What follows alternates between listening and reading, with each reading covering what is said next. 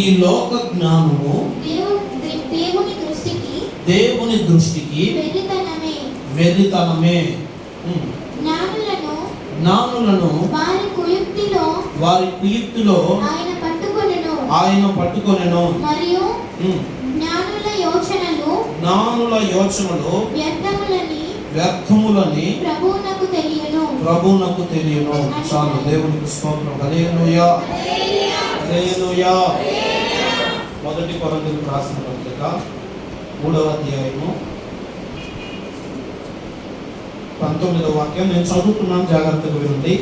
ఈ లోక జ్ఞానము, అమ్మ నాతో పాటు అందరు చెప్పండి, ఈ లోక జ్ఞానము దేవుని దృష్టికి వెర్రితనమే. ఈ లోక జ్ఞానము దేవుని దృష్టికి వెర్రితనమే. ఇప్పుడు చూడండి, నాకేం చూడండి, ఎంతమందికి ఇక్కడ లోక జ్ఞానం ఉంది? అమ్మ, లోక జ్ఞానం కలిగిన వారు ఎంతమంది ఉన్నారు? చాలా మంది. దైవ జ్ఞానం తక్కువ, లోక జ్ఞానం ఎక్కువ. ఏమిటా లోక జ్ఞానం అంటే అందరిని మోసం చేయాలి, అందరికంటే పైన ఉండాలి, లేకపోతే నేను చెప్పిందే జరగాలి. ఇప్పుడు దీన్ని ఏమంటారంటే లోక జ్ఞానం. లోక జ్ఞానం అంటే అందరికంటే తెలివిగా ఉంటారు. ఎక్కడ? లోకంలో తెలివిగా ఉంటారు. లోకంలో చాలా జ్ఞానవంతులుగా కనబడతారు. లోకంలో వాళ్ళు అనుకుంటారు చాలా తెలివి ఉంది మాకు, మనుషుల్ని ఎలాగైనా మేము మోసం చేయగలం, మనుషుల్ని ఎలాగైనా నమ్మించగలను, ఎన్నో జిమ్మింగ్లు నేను చేయగలను, నాకంత తెలివి ఉంది, నాకంత జ్ఞానం ఉంది అని లోకంలో ఉన్నటువంటి జ్ఞానం గురించి ప్రజలు ఏం చేస్తారంటే నాకు లోక జ్ఞానం చాలా ఎక్కువ అని సంతోషపడతారు. నేను చూసి సంతోషపడతారు లోక జ్ఞానం చూసి. కానీ దేవుని దృష్టిలో లోక జ్ఞానం ఎలాగుందో తెలుసా? దేవుని దృష్టిలో వాళ్ళంతా వెర్రి వాళ్ళ. ఆమేన్, హల్లెలూయా, హల్లెలూయా. లోక జ్ఞానం కలిగిన వారు దేవుని దృష్టిలో వెర్రి వాళ్ళు. ఇప్పుడు లోక జ్ఞానం అంటే మనకు తెలుసు, మనందరికీ తెలుసు. లోక జ్ఞానం ఎలా ఉంటుందో మనందరికీ తెలుసు. చాలా మంది అనుభవిస్తూ ఉంటారు, ప్రతిరోజు కూడా అనుభవిస్తూ ఉంటారు. చాలా తెలివిగా ఉంటారు, లోకంలో చాలా తెలివిగా ఉంటారు. ఆ లోకం విషయంలో చాలా హుషారుగా ఉంటారు, చాలా హుషారుగా, చాలా తెలివిగా, చాలా లోక జ్ఞానం విషయంలో చాలా హుషారు కలిగిన లాగా ఉంటారు. కానీ దేవుడు ఏమంటున్నాడంటే లోక జ్ఞానము దేవుని దృష్టికి వెర్రితనము.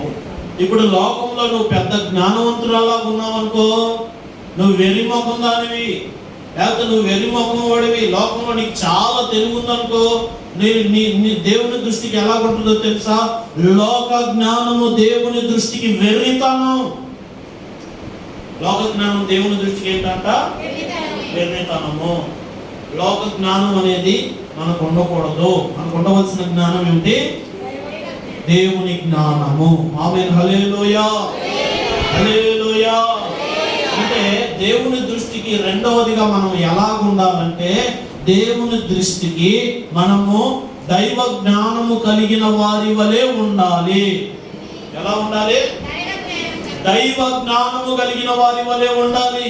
చూడండి, బైబిల్లో సొలొమోను ఉన్నాడు. సొలొమోను ఎంత జ్ఞానం కలిగిన వాడంటే ఎంతో జ్ఞానం కలిగిన వాడు. ప్రపంచంలో సొలొమోనుకున్నంత జ్ఞానం ఇప్పటి వరకు ఎవ్వరికీ లేదు. ఎందుకు అంటే దేవుని వాక్యంలోనే రాయబడి ఉంది, సొలొమోను తర్వాత గాని, సొలొమోను ముందు గాని ఇతని వంటి జ్ఞానము కలిగిన వ్యక్తులు లేరు, రారు కూడా. ఆమేన్, హల్లెలూయా, హల్లెలూయా, హల్లెలూయా. ఇప్పుడు దేవుని దృష్టికి మనం ఎలా ఉండాలంటే దైవ జ్ఞానం పొందుకున్న వాళ్ళు లాగా ఉండాలి. ఏంటి దైవ జ్ఞానం అంటే? వాక్యానుసారంగా నడిచే జీవితం ఉండాలి. వాక్యం ఎలా ఉంటుందో అలాగా వాక్యాను సంబంధమైనటువంటి క్రియలు ఉండాలి మనలో.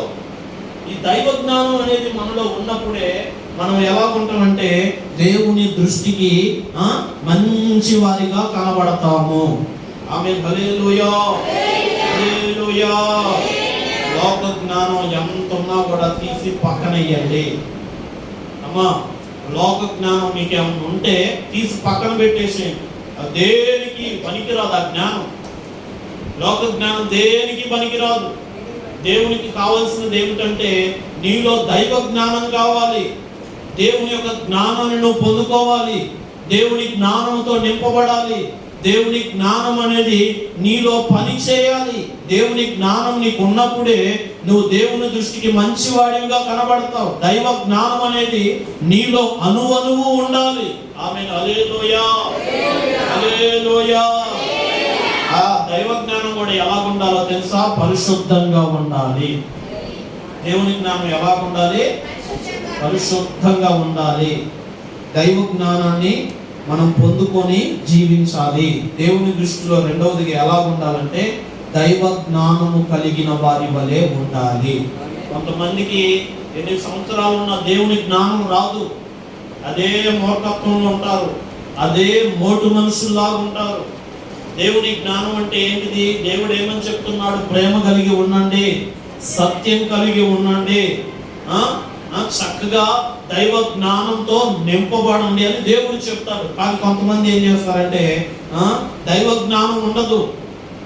వాళ్ళు ఏం చేస్తారంటే ఎప్పుడు కూడా వాళ్ళు ఎలా ఉంటారంటే ఎప్పుడు మోటోలులాగా ఉంటారు, మొరటోళ్ళలాగా. దేవుని జ్ఞానం కలిగినటువంటి మాటలు వాళ్ళ దగ్గర ఉండవు. ఎప్పుడు మరొక రకమే. ఎప్పుడు ఎన్నిసార్లు వాక్యంలో చెప్పినా కూడా వాళ్ళకి అర్థం కానీ కాదు. ఎందుకు వస్తున్నారు అంటే ఏదో వచ్చి ప్రార్థన చేసుకోవాలని ఒకరిసేపు దేవుని మందిరంలో గడపాలని చూస్తారు, కానీ దైవ జ్ఞానం పొందుకుందామనే ఆ యొక్క ఆలోచన ఉండదు. దైవ జ్ఞానం పొందుకుందామనే ఆలోచన ఉండదు. దేవుడు మాట్లాడుతున్నప్పుడు కూడా దేవుని మాటను పట్టుకుందామనే ఆలోచన ఉండదు. మరి దైవ సేవకుడు వారం వారం వాక్యం చెప్తున్నాడు కదా, వాక్యం చెప్తున్నప్పుడు దేవుని జ్ఞానం మనలోనికి వస్తుంది కదా, ఆ జ్ఞానం ప్రకారం మనం నడవాలి కదా, ఆ జ్ఞానం ప్రకారం మనం జీవించాలి కదా అనేసి దేవుని వాక్యాన్ని చేర్చుకోరు. వాళ్ళు ఏం చేస్తారంటే ఎప్పుడు అదే మూర్ఖత్వంతో మూఢత్వంతో ఉంటారు. ఆమేన్. హల్లెలూయా, హల్లెలూయా. దైవ జ్ఞానం కలిగిన వారు ఎలా ఉంటారంటే ఎక్కడ హెచ్చించుకోవాలో అక్కడ హెచ్చించుకుంటారు, ఎక్కడ తగ్గించుకోవాలో అక్కడ తగ్గించుకుంటారు, ఎక్కడ ఎలా ఉండాలో అలా దైవ ప్రేరేపణ బట్టి దేవుని యొక్క ఆత్మ నడిపింపును బట్టి జ్ఞానంగా నడుచుకుంటారు. అవునా కాదా? ఆమేన్. హల్లెలూయా, హల్లెలూయా, హల్లెలూయా. కనుక దేవుని బిడ్డలారా, రెండవదిగా మనకు కావాల్సింది ఏమిటి అంటే రెండవదిగా దేవుని దృష్టికి మనం ఎలా కనబడాలి అంటే మనము దైవ జ్ఞానమును పొందుకున్న వారిగా కనబడాలి. ఆమేన్. హల్లెలూయా. దేవుని జ్ఞానం కావాలంటే ఏం చేయాలి అమ్మా? దేవుని జ్ఞానం కావాలంటే ఏం చేయాలి? కూరగాయల మార్కెట్లోకి వెళ్ళి 1 కేజీ ఇవ్వమంటే ఇస్తారా అమ్మా? కూరగాయల మార్కెట్లోకి వెళ్ళి 1 కేజీ ఇవ్వమంటే ఇస్తారా దైవ జ్ఞానం? లేకపోతే సూపర్ మార్కెట్లోకి వెళ్ళి 1 కేజీ కావాలంటే ఇస్తారా? ఇయ్యరు. ఎక్కడ దొరికింది దైవ జ్ఞానం అమ్మా? ఎక్కడ దొరికింది? హైదరాబాద్లోనా? అమ్మా ఎక్కడ దొరికింది? దేవుని సన్నిధిలో దొరికింది దైవ జ్ఞానం. ఆమేన్. హల్లెలూయా. దేవుని సన్నిధికి వస్తే దైవ జ్ఞానాన్ని పొందుకుంటాం. దైవ జ్ఞానం కావాలంటే దేవుని సన్నిధికి రావాలి. ఇప్పుడు సొలొమోనుకి జ్ఞానం ఎక్కడి నుంచి వచ్చిందంటే దేవుని సన్నిధిలోకి వచ్చి కూర్చొని ప్రార్థన చేస్తున్నట్ట సొలొమోను. ఏమన్నా తెలుసా?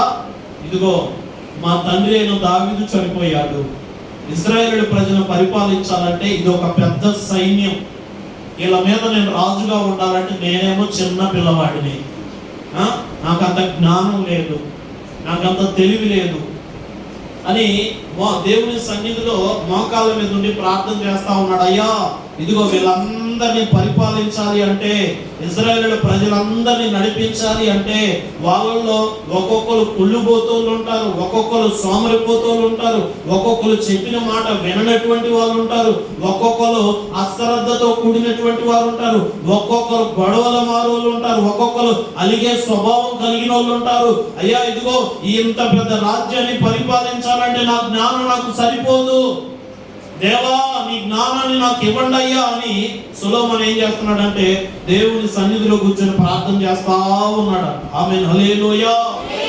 దేవుని సన్నిధి కూర్చొని ప్రార్థన చేస్తా ఉంటుంటే దేవుని బిడ్డలారా, దేవుడు అప్పుడు సొలొమోను దగ్గరకు వచ్చి సొలొమోనుతో దేవుడు అంటున్నాడంట, నువ్వు నాకు ధనం కావాలని అడగలేదు, నాకు బంగారం కావాలని అడగలేదు. అమ్మ అర్థమవుతుందా? నాకు అది కావాలి ఇది కావాలని నువ్వు అడగలేదు. ఏం కావాలని అడిగావు? ఇంతమంది ప్రజలను నడిపించాలంటే దైవ జ్ఞానం కావాలి. జ్ఞానం కావాలని నన్ను అడిగావు కదా, ఇదిగో జ్ఞానంతో పాటు సర్వ సంపదలో అన్ని రకాలైనటువంటి ఆశీర్వాదాలు నీకు ఇస్తున్నాను సొలొమోను అని దేవుడు సొలొమోనుతో చెప్తే, సొలొమోనుకంట దైవ జ్ఞానాన్ని పొందుకున్నాడంట, బంగారాన్ని పొందుకున్నాడంట, ఐశ్వర్యాన్ని కూడా పొందుకున్నాడంట. ఆమేన్, హల్లెలూయా, హల్లెలూయా. దైవ జ్ఞానం కావాలంటే దేవుణ్ణి అడగాలి. దేవుణ్ణి అడిగామనుకోండి, దేవుడు ఏం చేస్తాడు? దేవుని జ్ఞానంతో పాటు సర్వ సంపదలన్నీ కూడా నీకు అనుగ్రహిస్తాడు. ఆమేన్, హల్లెలూయా. అలాగా దేవుడు ఈరోజు మనందరినీ దైవ జ్ఞానముతో నింపును గాక, దైవ జ్ఞానముతో నింపును గాక, దైవ జ్ఞానముతో నింపును గాక. దైవ జ్ఞానం ఎలా ఉంటుందో చిన్నగా సింపుల్గా అర్థమయ్యేటట్లుగా చెప్తాయినండి. ఇప్పుడు అందరూ సాక్ష్యాలు చెప్పడానికి వచ్చి ఇక్కడ నిలబడి సాక్ష్యాలు చెప్తున్నారు.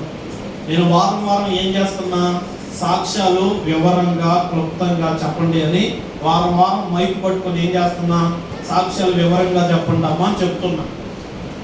ఎలా?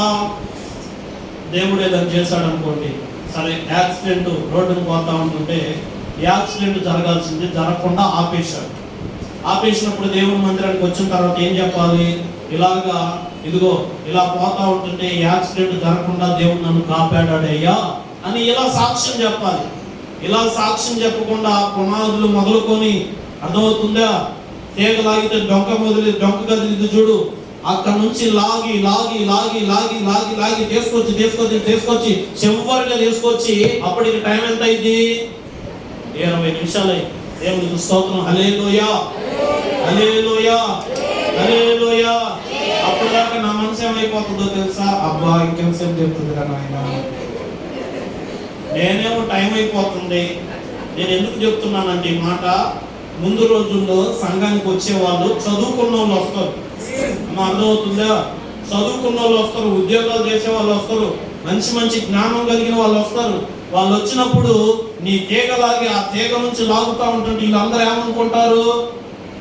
అరే నాయన ఇదేం సంఘం రా బాబు, సాక్ష్యం జరిగితే దేవుడు చేసిన మేలు చెప్పకుండా తీగ నుంచి లాగుతూ ఉన్నారు, ఇదేం సంఘం రా నాయన అని తెలివి కలిగిన వాళ్ళు ఏమనుకుంటారు? అబ్బా వీళ్ళకి ఇంకా దేవుడి జ్ఞానం రాలేదు, జ్ఞానం కలిగిన వాళ్ళు కాదు ఈ సంఘ బిడ్డలో, ఎక్కడికంటే ఇంకో చోటకు పోయింది నయం రా బాబు అని ఏం చేస్తారు? నీ సాక్ష్యం వెళ్ళాక, అర్థమవుతుందా? నువ్వు చెప్పే సోది వెళ్ళాక, పాస్టర్ గారి ముఖం చూడలేక, ఇంకేం చేయాలో అర్థం కాక, ఇంకా ఏమొద్దురా బాబు ఇలాంటి జ్ఞానం లేని వాళ్ళ దగ్గర ఉండేదానికంటే పోవడమే నయం అనుకొని ఏం చేస్తారు? మిమ్మల్ని చూసి పరుగులు చెప్తారు జనాలు. ఆమేన్, హల్లెలూయా. సాక్ష్యం అంటే దేవుడు ఏదైనా చేశాడు అనుకోండి, అయ్యా ఇదిగో పలానా రోజు పలానా ఇలా జరిగింది, దేవుడు నన్ను కాపాడాడు, దేవుడు ఈ చిన్న సాక్ష్యం నా జీవితంలో చేశాడు, ఈ సాక్ష్యం దేవుడు దీవించును కాక. అంతే, అయిపోయింది. స్తోత్రం, హల్లెలూయా. అప్పుడు ఏమనుకుంటారు వచ్చిన వాళ్ళు? అబ్బా ఎవరో కానీ తల్లి చక్కగా అర్థమయ్యేటట్టుగా 2 ముక్కల్లో ఏమంటారు చూడండి, దాన్ని ఏదో అంటారు, వచ్చా కొట్టే తిట్టే ఇది అంటారు, నాకు రావు సామెత. అంతే, ఆమేన్, హల్లెలూయా, హల్లెలూయా. అట్లా ఉండాలండి, సాక్ష్యం అంటే అట్లా ఉండాలి, అట్లా చెప్పాలి. అప్పుడు వాళ్ళు ఏమనుకుంటారంటే నిజంగా దేవుడి జ్ఞానం కలిగిన వాళ్ళు దేవుని సన్నిధిలో సమయాన్ని వ్యర్థపరచుకోకుండా జరిగిన సాక్ష్యం చెప్పింది అని అనుకొని సంతోషపడతారు. ఆమేన్, హల్లెలూయా, హల్లెలూయా. అది దైవ జ్ఞానం అంటే. నేను వారం ఇక్కడ కూర్చొని మొత్తుకునేది ఎందుకు అనుకున్నాండి? దేవుని మందిరంలో ఇప్పుడు అంటే ఒక 50 మంది 40 మంది ఉన్నారనుకోండి, వచ్చే రోజుల్లో 100 మంది వస్తారు. అప్పటికి నువ్వేం కావాలి? అప్డేట్ అవ్వాలి. నువ్వు ఇంకా అప్డేట్ కాకుండా, ఇంకా తెలివి నేర్చుకోకుండా, దైవ జ్ఞానం పొందుకోకుండా, ఎప్పుడో 30 సంవత్సరాల క్రితం ఒక ముసలాం కూర్చొని పాట పాడేదంట వెనకాల. అప్పుడు అదే పాట పాడిందంట ఆ తల్లి. ఇప్పుడు కూడా ఎన్ని సంవత్సరాల తర్వాత? 30 సంవత్సరాల తర్వాత. అప్పుడు అదే భక్తి, ఇప్పుడు మనం అలా ఉండకూడదు. మనం ఎలా ఉండాలంటే రోజు రోజుకి దేవుని జ్ఞానాన్ని పొందుకోవాలి. ఆమేన్, హల్లెలూయా. దేవుని తెలివి నేర్చుకోవాలి. ఒకవేళ తెలియకపోతే దైవ సేవకులు చూసి నేర్చుకోవాలి. ఆమేన్, హల్లెలూయా, హల్లెలూయా, హల్లెలూయా, హల్లెలూయా. అది దైవ జ్ఞానం. అందుకనే సంఘానికి వచ్చిన తర్వాత జ్ఞానవంతుల్లాగా, జ్ఞానం కలిగిన వారిలాగా నడుచుకోనండి. దేవునికి మహిమ కలుగును గాక. ఆమేన్, హల్లెలూయా. తర్వాత మరొక మాటను తీసి చదువుకున్నాం. సంఖ్యాకాండము 23వ అధ్యాయము 27వ వాక్య భాగాన్ని చదువుకున్నాం. సంఖ్యాకాండము 23:27. బాలాకు, నీవు దయచేసి రమ్ము, నేను వేరొక చోటికి నిన్ను తోడుకొని పోయేదను. అక్కడ నుండి నా నిమిత్తము నీవు వారిని శపించుట దేవుని దృష్టికి అనుకూలమగునేమో అని బిలాముతో చెప్పెను. చాలు, దేవునికి స్తోత్రం. హల్లెలూయా. నా మాటలు అర్థమవుతున్నాయా? హల్లెలూయా చెప్పండి గట్టిగా. హల్లెలూయా, హల్లెలూయా. ఇప్పుడు చెప్పండి, దేవుని దృష్టికి మనం ఎలా ఉండాలి? మొట్టమొదటిది, నిర్దోషిగా కనబడాలి. నిర్దోషిగా ఉంటే దేవుడు నీ సమస్యలన్నిటి నుంచి ఏం చేస్తాడు? తప్పిస్తాడు. రెండోది, దేవుని దృష్టికి ఎలా ఉండాలి? దైవ జ్ఞానము కలిగిన వారి వలె ఉండాలి. లోక జ్ఞానం మనకి అవసరం లేదు. లోకంలో ఉన్న తెలివి మనకి అవసరం లేదు. మూడో మాట ఏమిటంటే, జాగ్రత్తగా వినండి. మూడో మాట, బాలాకు బిలాము. బిలాము ఎవరంటే, సైలెన్స్. బిలాము ఎవరంటే, బిలాము దేవుని యొక్క సేవకుడు. బాలాకు ఎవరు అంటే ఒక రాజు. ఇప్పుడు ఈ రాజు పని ఏమిటంటే ఇశ్రాయేలీని శపించాలి. ఎవరిని శపించాలి? ఇశ్రాయేలీలు అంటే దేవుని నమ్ముకున్నటువంటి ప్రజలు. ఈ దేవుని నమ్ముకున్నటువంటి ప్రజల్ని శపించాలి అని ఒక రాజు బయలుదేరాడు. ఆమేన్, హల్లెలూయా, హల్లెలూయా. చేతులెత్తి గట్టిగా చెప్పండి, హల్లెలూయా, హల్లెలూయా. ఇప్పుడు దేవుని బిడ్డల్ని శపించాలని ఎవరు బయలుదేరారు? ఒక రాజు. ఎలాగా? ఒక సేవకుని ద్వారా శపించాలని. కానీ దేవుడు ఏం చేశాడో తెలుసా? ఆ యొక్క దైవజనుడు, బిలాము అనబడుతున్నటువంటి దైవజనుడు అక్కడికి వెళ్ళి వాళ్ళని శపిస్తా ఉంటుంటేనంట, ఆ శాపానికి రిటర్న్ గా దేవుడు ఏం చేస్తున్నాడంటే ఇశ్రాయేలు ప్రజల్ని ఆశీర్వదిస్తా ఉన్నాడంట. ఆమేన్, హల్లెలూయా. దేవుని ప్రజలు శపించాలని ఒక రాజు కోరుకుంటే దేవుడు ఏం చేస్తున్నాడు తెలుసా? ఆశీర్వదిస్తా ఉన్నాడు. ఎంతగా శపిస్తే అంతగా దేవుడు ఇశ్రాయేలీయుల ప్రజలను ఆశీర్వదిస్తా ఉన్నాడు. ఈరోజు దేవుని బిడ్డలారా, ఆ దేవుని దృష్టికి మూడవదిగా మనం ఎలా కనబడాలి అంటే, మనం దేవుని దృష్టికి ఇతరులను ఆశీర్వదించే ప్రజలుగా కనబడాలి. మా అర్థమైందా? మనం ఏం చేయాలి? ఇతరుల్ని ఆశీర్వదించాలా, చెప్పించాలా? కొంతమంది నోట ఎప్పుడు శాపాలే. ఏమంటే వాళ్ళ నోట ఇక్కడికే మంచి భక్తి కలిగిన వారిలాగా కనబడతారు. ఇంటికి వెళ్ళిన తర్వాత ఏం చేస్తారు? అన్ని సావులే, అన్ని దినాలే. అర్థమవుతుందా? హల్లెలూయా. అన్ని దినాలు, సావులు. ఇంకేమైనా ఉన్నాయా? ఉంటది, పెంటాలు అంటారు చూడండి. హల్లెలూయా. ఇక్కడేమో ఆశీర్వాదం, ఇంటికి వెళ్ళిన తర్వాత ఏమో దినాలు, శాపాలు, పెండాలు. ఇంకేమైనా ఉంటే చెప్పండి. దేవునికి మహిమ కలుగును గాక. నువ్వు ఎక్కడున్నా, ఎక్కడున్నా, ఇంట్లో ఉన్నా, పని దగ్గర ఉన్నా, నువ్వు ఉద్యోగం చేసే చోట ఉన్నా, నువ్వు వ్యాపారం చేసే చోట ఉన్నా, నువ్వు ఎలా ఉండాలో తెలుసా? ఇతరులను ఆశీర్వదించేవాడిగా ఉండాలి. ఆమేన్. హల్లెలూయా, హల్లెలూయా. ఇతరులను ఆశీర్వదించేవారిగా నువ్వు ఉండాలి. ఎందుకు అంటే దేవుని దృష్టికి అది చాలా అవసరమైనదంట. దేవుని దృష్టిలో నేను ఎలా చూడాలి అని అనుకుంటున్నాడంటే నువ్వు ఇతరులను ఆశీర్వదించాలి. నువ్వు ఇతరులను ఆశీర్వదిస్తున్నప్పుడు దేవుని దృష్టికి ఎలా కనబడతావు అంటే మంచి దానిలాగా, మంచి వల్ల కనబడతావు. ఆమేన్. హల్లెలూయా, హల్లెలూయా. ఇప్పుడు చెప్పండి, దేవుని దృష్టికి మూడవదిగా ఎలా ఉండాలి? ఇతరులను ఆశీర్వదించే వారిగా ఉండాలి. మనకిచ్చిన మన పిల్లలను ఆశీర్వదించే వారిగా ఉండాలి. మన బంధువులను ఆశీర్వదించే వారిగా ఉండాలి. మన ఇంట్లో వాళ్ళని, బయట వాళ్ళని, అందరికీ మనం ఎలా కనబడాలంటే దేవుని దృష్టిలో ఆశీర్వదించబడే వారిగా కనబడుదుము గాక. దేవుడు మనల్ని ఆశీర్వదించే ప్రజలుగా మార్చును గాక. మన నోటి నిండా ఆశీర్వాదపు వచనాలతో దేవుడు నింపును గాక. మన నోరు ఆశీర్వదించబడిన ఓటగా మార్చబడును గాక. ఆమేన్. హల్లెలూయా. ఇంకేసుకోండి, ఈ రోజు నోటికి తాళాలు వేయండి. నోటికి ఏం వేసుకోవాలి? తాళాలు వేయండి. ఎప్పుడు కూడా నీ నోట ఏం రాకూడదు? శపించే మాటలు రావద్దు. ఆడవాళ్ళకు ముఖ్యంగా సావు అనే మాట రావద్దు. గుర్తుపెట్టుకోవచ్చు. ఆడవాళ్ళకి ఏం రాకూడదు? సావు అనే మాట రాకూడదు.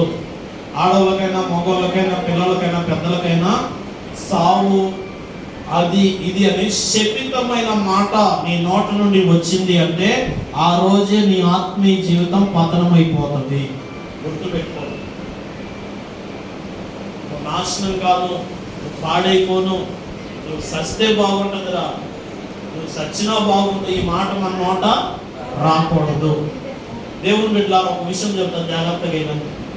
జరిగిన సత్యం జాగ్రత్తగా వినాలి. నేను ఒక చోట సేవ చేస్తున్నప్పుడు ఒక కుటుంబం ఉంది. జాగ్రత్తగా వినాలమ్మా. ఒక కుటుంబం ఉంది. ఈ కుటుంబంలో భార్య, భర్త, 2 పిల్లలు. మొత్తం ఎంతమంది? 4. వీళ్ళిద్దరూ ఆదివారం మందిరానికి వెళ్తారు. ఆదివారం ఎక్కడికి వెళ్తారు? మందిరానికి వెళ్తారు. ప్రతి వారం మందిరానికి వెళ్తారు, వస్తారు. అయితే భర్తలో ఏ సైతం దూరిందో తెలియదు. కానీ ఇతను ఏం చేశాడంటే భార్యకు తెలియకుండా ఎప్పుడు ఫోన్లో గేమ్లు ఆడుకుంటా ఉన్నాడు. ఫోన్లో డబ్బులు ఉన్నాయి కదా, ఈ డబ్బులన్నీ ఫోన్లో ఆటకు పెడతా ఉన్నాడు. రోజు అలాగే చేస్తా ఉన్నాడు. భార్యకి తెలియట్లేదు. భార్య అనుకుంటుంది ఫోన్లో డబ్బులు ఉన్నాయిలే, ఫోన్ పేలో డబ్బులు ఉన్నాయిలే, పేటిఎంలో డబ్బులు ఉన్నాయిలే, ఫోన్లో డబ్బులు భద్రంగా దాచిపెట్టబడి ఉన్నాయిలే అనేసి భార్య అనుకుంటా ఉంటుంటే భర్త ఏమో భార్యకు తెలియకుండా డబ్బులన్నీ కాజేస్తా ఉంటుంటే ఇప్పుడు ఈ భార్య కొన్ని రోజుల తర్వాత తెలుసుకుంది. ఏమని? మా ఆయన ఫోన్లో గేమ్లు ఆడి డబ్బులు పోగొడుతున్నాడు అనేసి భార్య తెలుసుకుంది. భార్య ఆ రోజు నుంచి ఏం చేసిందంటే మందిరానికి వెళ్తుంది, వస్తుంది. మందిరానికి ఇద్దరు వెళ్తున్నారు, వస్తున్నారు. అయితే ఈమెకి ఎప్పుడైతే డబ్బులు కాజేస్తున్నాడు అని తెలిసిందో ఆ రోజు నుంచి ఆయన తిట్టడం ప్రారంభించింది. ఎవరన్నా? దేవుని మందిరానికి వెళ్తున్న విశ్వాసి. ఏమని తిట్టడం మొదలు పెట్టిందో తెలుసా?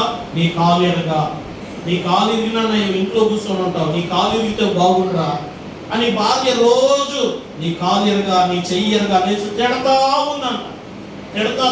తిడతా ఉంటుంటే దేవుడు కూడా చూసి ఎబ్బా, వీళ్ళు మందిరానికి వస్తున్నారు కానీ, దేవుని సన్నిధికి వస్తున్నారు కానీ, దేవుని మందిరానికి వారం వస్తున్నారు కానీ ఈ తిట్టులు ఏంటి అనేసి ఈమె పదే నీ కాలు ఎరుగా, చెయ్యి ఎరుగా తిడుతుంది అనేసి దేవుడు ఏమన్నాడు తెలుసా?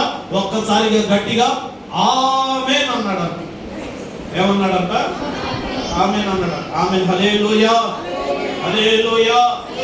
మరి ఏమో తిట్టిందా, తిట్టలేదా?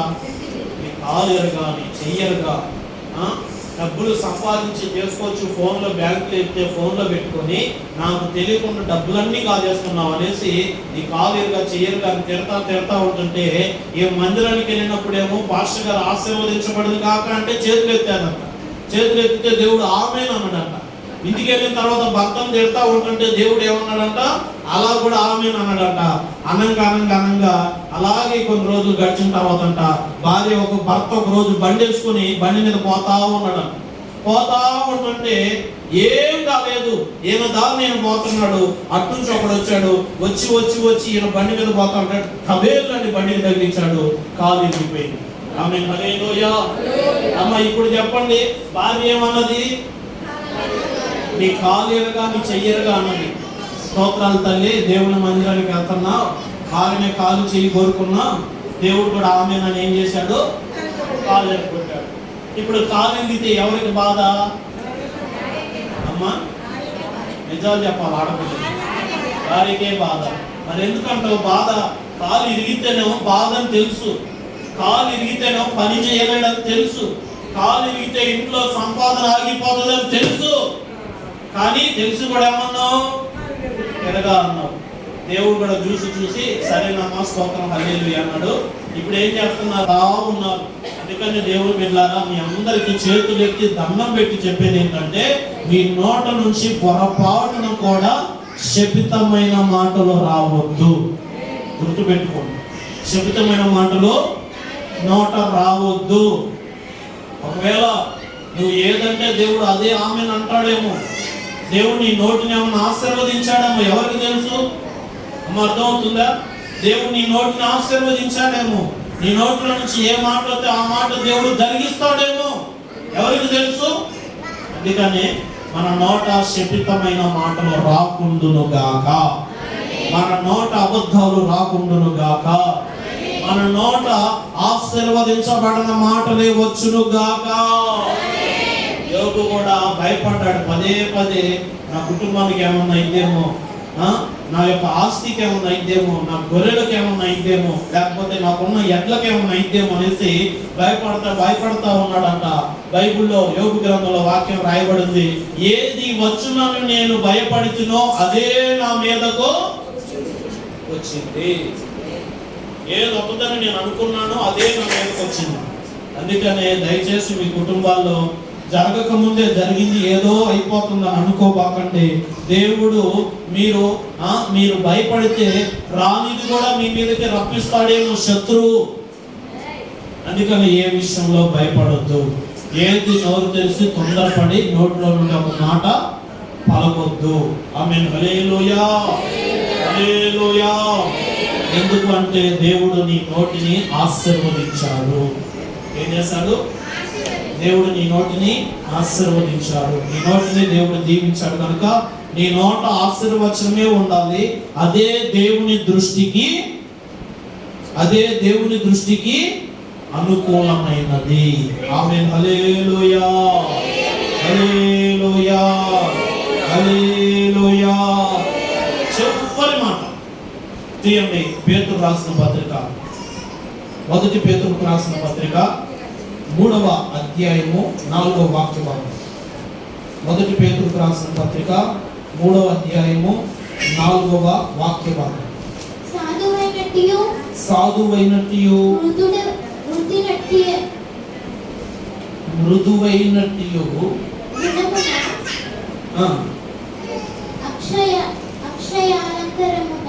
ఇంకా చదువుకున్న వాళ్ళు ఉన్నారా? ఇక్కడ తల్లుడారా? చదువుకున్న వాళ్ళు ఉన్నారా? చదువుకున్న వాళ్ళు చేతులు ఎత్తండి. అమ్మా చదువుకున్న వాళ్ళు ఉంటే వాళ్ళకి ప్రైజ్ రాని చెప్తా గట్టిగా. తీయండి మొదటి పేతురుకు రాసిన పత్రిక. బైబిల్ చదివితే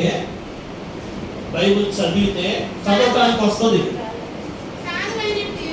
సాధువైనట్టు మృదువైనట్టునైనా గుణము అను అక్షయ అలంకారముగా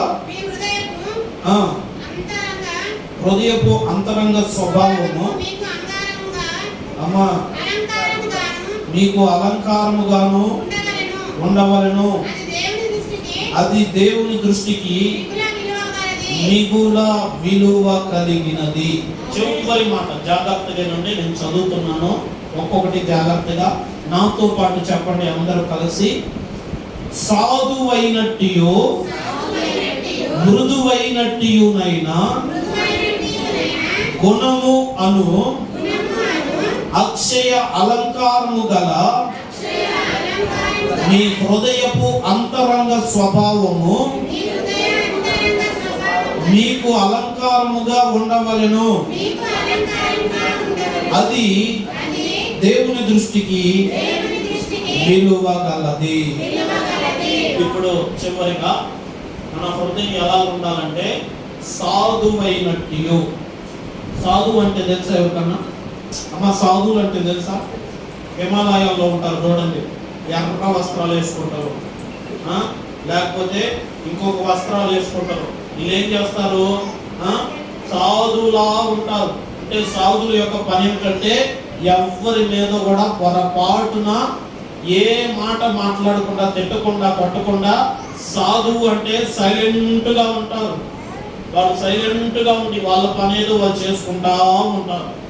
వాళ్ళు ఏమంటారంటే సాధువులు అంటారు. ఆమె హల్లెలూయా. హిమాలయ పర్వతాల్లో ఉంటారు. కావాలంటే ఎన్ని చూసిరండి. దేవునికి స్తోత్రం. హల్లెలూయా, హల్లెలూయా. సాధువుల యొక్క పని ఏమిటంటే నిమ్మలంగా ఉంటారు. సాధువు అంటేనే నిమ్మలంగా, ప్రశాంతంగా ఉంటారు. ఇప్పుడు దేవుని దృష్టికి విలువైనది ఏమిటయ్యా అంటే, దేవుని బిడ్డలుగా ఉన్న మనం అందరం ఎలా ఉండాలంటే దేవుని దృష్టికి ఒక సాధువులాగా కనబడాలి. ఆమేన్, హల్లెలూయా, హల్లెలూయా. ఆ తర్వాత ఏమోనుంది? మృదువైనట్లునైనా. మృదువు వేరు, మృదువైనట్టు అంటే సాఫ్ట్వేర్. Hardware, software. హార్డ్వేర్ అంటే ఎట్లా ఉంటుంది? గట్టిగా గరుకులాగా ఉంటుంది. అమ్మాయి చూడండి, గట్టిగా గరుకులాగా ఉంటుంది. హార్డ్వేర్ అంటారు దాన్ని. ఇప్పుడు ఒక మోటార్ ఉంది అనుకోండి, ఆ మోటార్ ఆన్ చేస్తే దాని సౌండ్ ఎట్లా ఉంటుంది అంటే దుగ్గు దుగ్గు దుగ్గు దుగ్గు దుగ్గు దుగ్గు అంటారు. దీన్ని ఏమంటారు? హార్డ్వేరు అంటారు. సాఫ్ట్వేర్ అంటే అది శబ్దం రాదు, శబ్దం రాకుండా లోపల తిరుగుతూ ఉంటుంది. దీన్ని ఏమంటారంటే సాఫ్ట్వేర్. ఇప్పుడు బైబిల్ ఏమని చెప్తుందంటే మనం ఎలా ఉండకూడదంటే గరుకులాగా ఉండకూడదు, కఠినమైన స్వభావం కలిగిన వల్ల ఉండకూడదంట. అలా ఉంటే దేవుని దృష్టికి విలువైన వారిగా ఉంటాం. మనం ఎలా ఉండాలంటే మృదువుగా ఉండాలంట. ఆమేన్, హల్లెలూయా, హల్లెలూయా. మృదువుగా అంటే మెత్తని స్వభావం కలిగిన వారిలాగా. మెత్తని స్వభావము అంటే వాళ్ళని కదిలించినా కూడా ఒక్క మాట మాట్లాడరు, వాళ్ళని తిట్టినా కూడా ఒక్క మాట కూడా మాట్లాడరు, వాళ్ళని ఏదైనా అన్నా కూడా వాళ్ళు ఏం చేస్తారు? సైలెంట్గా ఉంటారు. మృదువుగా అంటే డీసెంట్గా ఉంటారు. ఆమేన్, హల్లెలూయా. దేవుడు మన దగ్గర కోరుకుంటుంది ఏమిటంటే ఇక్కడ మనం అందరం ఎలా ఉండాలి? డీసెంట్గా ఉండాలి. మీకు చెప్పాను కదా చాలాసార్లు.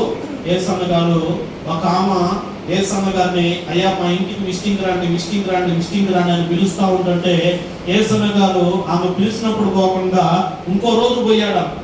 ఇంకో రోజు వెళ్తే యేసన్న గారు అలాగా బజార్ రాగానే పలానా తల్లి వాళ్ళు ఇల్లు ఎక్కడమ్మా అంటే, అయ్యా ఇదిగో పలానా స్ట్రైట్గా పోయి అక్కడ స్తంభం ఉంటుంది, ఆ స్తంభం ఎదురుగా ఉన్నామే ఆమె ఇల్లే, మీరు వెళ్ళాలనుకున్న ఇల్లు, ఆడికి వెళ్ళండి అయ్యా అనేసి యేసన్న గారికి ఒక తల్లి అడ్రస్ చెప్పింది.